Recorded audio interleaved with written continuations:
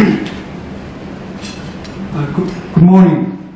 Thank you, Ambassador Kim, for your warm welcome. Thank you once again for giving me a chance to speak at such a meaningful gathering. This morning, I would like to briefly talk about recent developments on the Korean Peninsula and the present situations in North Korea. I'll take questions from the audience after my presentation. First, let me talk about the recent development on the Korean Peninsula. Yesterday, he resolved the annual ROK-US joint military exercise ended. When you look back on the past few years, it seems March has always been a cruel month for inter-Korean relations. Last year, on March 26th, right after the key resolve exercise, North Korea torpedoed our naval ship Cheonan. In March 2009, North Korea announced strict measures to restrict travel to Kaesong Industrial Complex. In the following months, North Korea fired a long-range rocket and in May conducted its second nuclear test. On November 23rd last year, North Korea shelled a small, peaceful South Korean island in the West Sea. The attacks on Yeonpyeong Island were unprecedented, not only because it was the first artillery attack on South Korean territory after the end of Korean War in 1953, but also because North Korea bombarded even civilian residents, killing 2 civilians. The Yeonpyeong Island attacks were also quite irrational and unusual in that they took place just 2 days prior to inter-Korean Red Cross talks scheduled for November 25th. As such, it is extremely difficult to understand North Korea's intentions behind such provocations. Interestingly, however, with the beginning of this year, North Korea suddenly changed its attitude. It started to make a peace offensive against us. North Korea called for unconditional talks with the South in its New Year joint editorial and a statement made jointly by the government, political parties, and groups.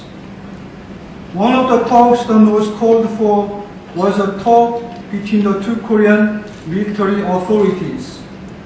The North Korean Minister of People's Armed Forces sent a letter to our Defense Minister proposing high-level military talks.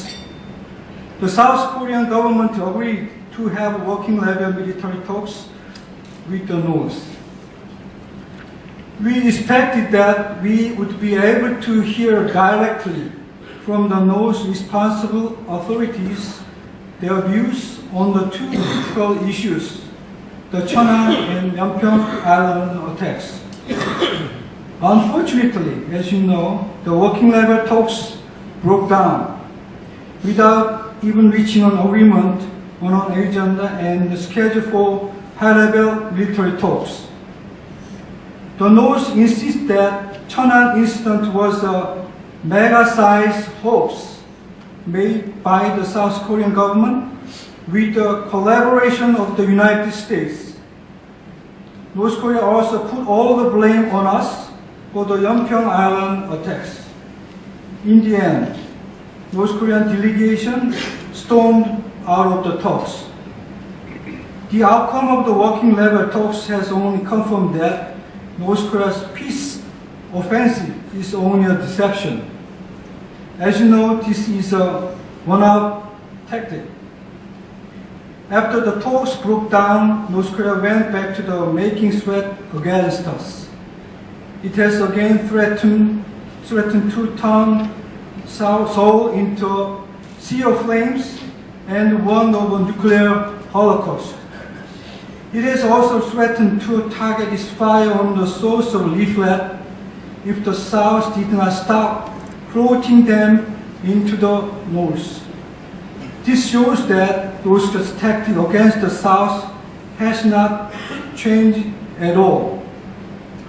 It's a recurrent pattern of making a provocation, switching to a peace gestures, and returning to another provocation. Despite such threats, South Korean government will continue to pursue talks with the North with patience. Our door to dialogue with the North is always open. I believe that if North Korea shows responsible attitude on the Cheonan and Yeonpyeong Island attacks, inter-Korean relations will be improved. As you know, there has been instability in the North Korean leadership since Kim Jong-il suffered a stroke in 2008. This instability seems to be a root cause of North's growing belligerence and the flip-flops in decision-making in the last 2 years. One of the key reasons behind the North's current attempt at a third-generation hereditary succession, unprecedented in modern history, is to remove obstacles in this leadership. We are not quite sure whether at this point Kim Jong-un wields power as the number 2 man in the North. Nevertheless, it is obvious that he is being treated as such. We usually confirm the official ranks of North Korean figures by looking at the order in which their names are listed next to Kim Jong-il in the North Korean press. When Kim Jong-il attended the concert by National Philharmonic Orchestra on March 5th, the Korean Central News Agency reported on those who accompanied him. The names were mentioned in the order of Kim Jong-un, Lee Yong-ho, Chief of General Staff on the Korean People's Army, Kim Gi-nam and Choi Tae-bo, Secretaries of Central Committee of the Workers' Party.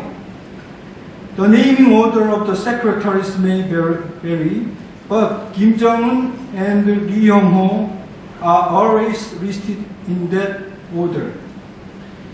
This may imply that North Korea is attempting a very speedy transfer of power from Kim Jong-il to Kim Jong-un. Still, there will probably be volatility and unpredictability in the process of North Korea power succession.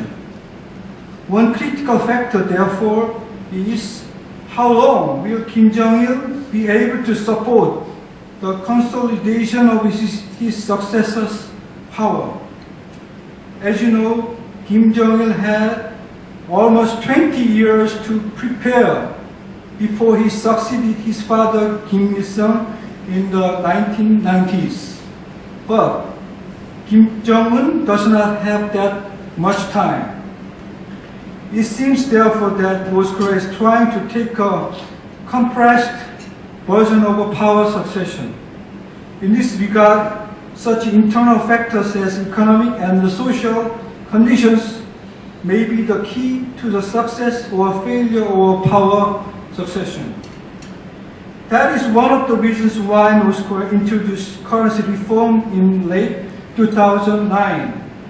The result, however, was a complete failure. North Korea's economic and social conditions have only deteriorated. This has made it even more difficult for the Kim Jong-il regime to carry out a stable power succession. The currency reform was aimed at two targets. First, it was designed to root out street markets and reinforce the North's planned economy. Second, it was aimed at strengthening the region's control over society. North Korea achieved neither. After the failed currency reform, street markets further mushroomed, and the public's dependence on them grew larger. due to a lack of supply, the price of rice as well as the exchange rate surged almost 100-fold. Evidently, this has made it even more difficult for the region to get a tighter grip on its society. Today, North Koreans living near the border between the North Korea and China enjoy increased access to outside information. And a significant number of average North Koreans are enjoying Chinese and South Korean DVDs. The food shortage is also a big headache for the region. We estimate that North Korea falls short of about 1 million tons of grain each year. This only adds to the region's instability. This explains why North Korea has recently been asking countries around the world for food aid. I would also like to talk about changes currently occurring in the North Korean society. Today, the North Korean society is not like what it was in the past. As I mentioned, not all North Koreans are isolated from the outside world anymore. Although the number is still small, there are those who have access to outside information and watch so-called Hallyu, or Korean trained soap operas, TV shows made in the South. As you know, the number of North Korean refugees living in the South has now passed 20,000. The impact North Korean refugees make on the North Korean society is significant. They send money to their families in the North. They also exchange information about the outside world with people in the North. Widespread corruption among the North Korean ruling class is also a problem. Accordingly, resentment and the frustration among residents have substantially increased. This, however, does not mean that such public sentiment will spark a jasmine revolution in North Korea anytime soon. Yet, one thing is clear. Changes are occurring in the North Korean society for sure. The reality is that North Korea's internal situation today is vastly different from that in the 1990s, when Kim Jong-il inherited power from his father. This past week, repatriation of 31 North Koreans who had drifted south last month has captured people's attention. I want to briefly explain the government's stance on this matter. On February 5th, 31 North Korean villagers drifted into South Korean waters on a wooden fishing boat. After a few weeks' investigation, the South Korean authorities confirmed that 27 of them wanted to return to the north, while 4 wished to stay in the south. On March 3rd, the South Korean Red Cross notified to the north that 27 would be repatriated and asked for its cooperation in the process. However, North Korea demanded that all 31 North Koreans be sent back. The North has criticized us for manipulating citizens to stay in the South.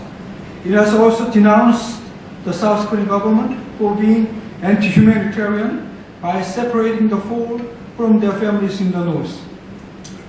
Nevertheless, South Korean government has a firm belief that the issue should be dealt with from a humanitarian perspective.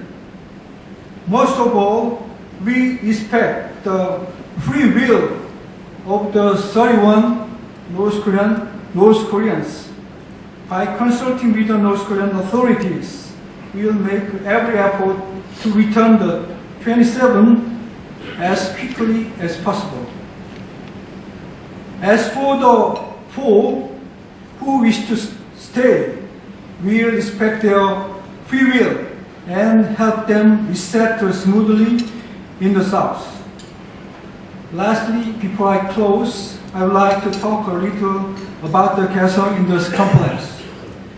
After the two very unfortunate incidents last year, that is North Korea's attacks on the Cheonan and Yeonpyeong Island, the Kf포럼 Industry Complex remains the only corridor for exchange between the two Koreas. Despite North Korea's blatant provocations, ROK government has continued to maintain the Kf포럼 Industrial Complex. During the past 2 years, South Korean companies have been making profits despite adverse conditions. The number of companies as well as the number of North Korean workers in the complex has increased in past 2 years. Currently, 122 South Korean companies are operating in the complex and 46,000 North Koreans are working there. What does this imply? I believe that current status of the Kf포럼 Industry Complex is a living proof that there is a hope for improved inter-Korean relations if North Korea displays a sincere desire and makes effort to improve the bilateral relations. North Korea seems to think that South Korean government is trying to isolate the communist regime and bring it down. But how can these accusations explain our continuing efforts to sustain the GIC, as well as the fact that the complex still functioning quite smoothly? These are some points to consider as we try to start a new chapter in inter-Korean relations in the future. With that, I would like to close my remarks. Thank you very much for listening.